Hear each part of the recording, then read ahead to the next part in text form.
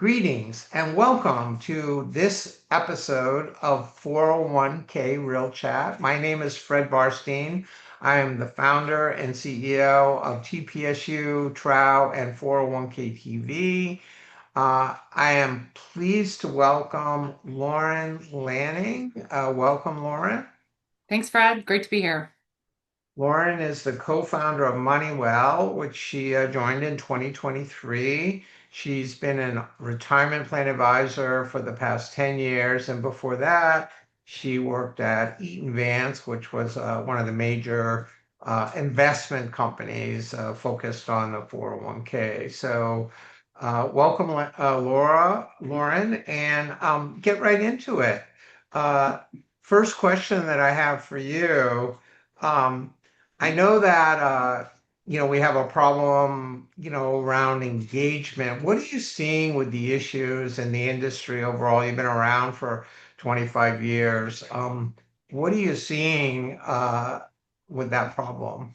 Sure. Thanks, Fred. I would say one of the things that kind of transitioned me in my career from working for an asset manager to becoming a retirement plan advisor is I was really interested in helping those participants that are part of those plans. It was something that I thought would be really meaningful to get into the retirement plan advisory space and really be able to move the needle. My folks was something that so they were always talking about growing up, retirement, retirement, retirement, and just really wanted to take a more active role in that. So I know when I opened my advisory practice about 10 years ago, bringing financial solutions to the plan sponsors I worked with was very important to me.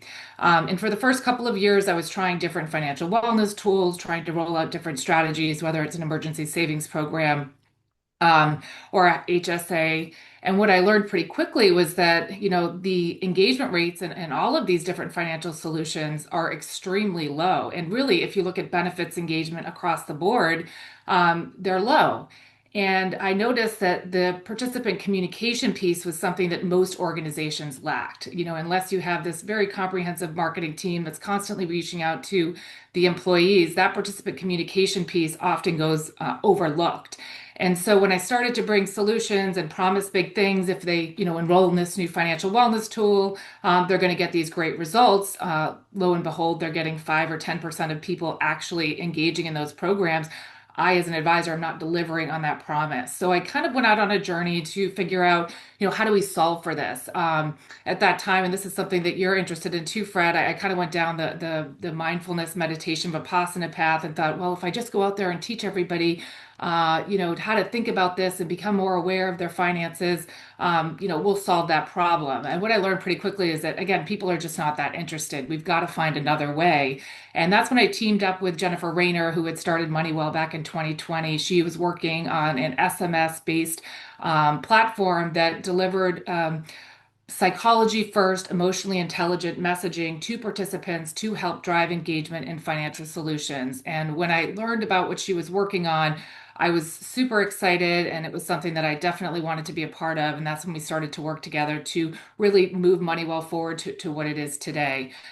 Because I do believe that that engagement piece is something as an industry we need to solve for, and we spend far more time and attention creating new solutions and new products and not really understanding how are we actually going to get these new products into the hands of participants. And retirement income is a big one because every conference I've been to for the last year and a half, you have a ton of content around retirement income, and I think it's such an important piece of a overall participants potential investment allocation over time. I think it's solving an actual need, but we can't forget about the participant in that journey, right? We have to get them to understand what it is so that they are opting into this when it's not the default fund. So the problem really is getting people to engage in these resources, leaning into new technology and new ways to help communicate with participants. And I think that was a major piece that we're looking to solve for.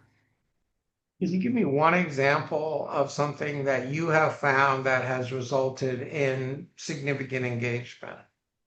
Sure.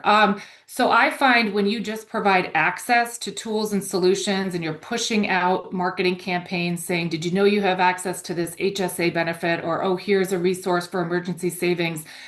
you're not motivating anyone to do anything. You're just giving them access to information. And there's a lot of studies around the science and psychology of decision making and behavior change. And what it all is rooted in is that we have to start with the emotional connection first. Timmy Jorgensen, I'll throw a little bit of science at you, Fred. She did a research back in 2020 that she talked about the financial behavior hierarchy. And what she describes there is you can kind of equate it to Russian nesting dolls. The outer shell is affect, that's emotion. The second shell is access to tools and resources, and the inner shell is action. As an industry, we tend to glaze right over that affect or that emotional piece, and we jump right into access, assuming people will take action. So if we can't break through that emotional barrier, the stress, the fear, the shame, the guilt that people feel when money comes up because it is a highly emotional topic, we're never going to get the average everyday person to understand what they have access to and actually take action. There's always going to be a portion of the population that is ready to act. We are currently servicing that population. What I'm most interested in is how do we help everybody else, the other 80% of people? How do you break through that? Give me an example of what you specifically do to break through that Yeah. emotional barrier. Yeah, so normalizing emotions is a great place to start, right? Financial stress is real.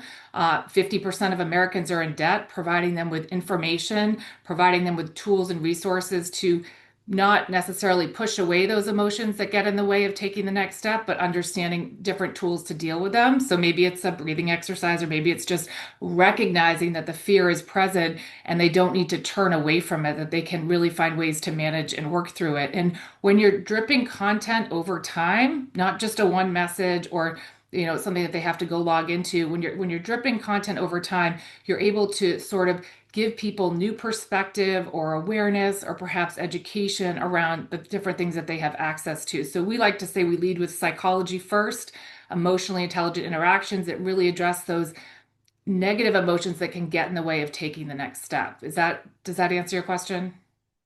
Not really. Okay. So I'm really looking for, So like I know that, email maybe doesn't work, texting does. I mean, I think you've mentioned that. Is that something that I'm looking for something a little bit yeah. more practical than theoretical? Sure. So I'll give you a very specific example of how we're connecting with employees on our platform. There's obviously different ways to do that, but at Moniwell, we are a behavioral technology platform that uses AI and psychology first messaging. So we reach everyone through SMS. Text messaging is our first method. Email is an option too, but SMS typically tends to be the best way to reach everybody because everyone's on their phone all the time, and text messages are read versus emails, which aren't always read. And so we're reaching them in a way without, it's not a reminder service. It's not telling them that they have to, log into this portal to do something. It's normalizing that, financial stress is present for most people, that you're not alone in that situation. Did you know you have access to some of these resources? Would you like to watch a short video, or here's a blog? And everything we do is short, it's emotive, it's non-financial. We're using real words that real people understand, not long words and complicated topics, right? We're really breaking it down into bite-sized bits of information. And when you're delivering that consistently over time, you're really able to kind of empower people, build their confidence so that they're ready to take the next step.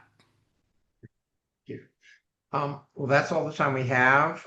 Thank you for watching 401k Real Chat. Thank you, Lauren, for participating today. Good luck with Moneywell. And how do people get in touch with you?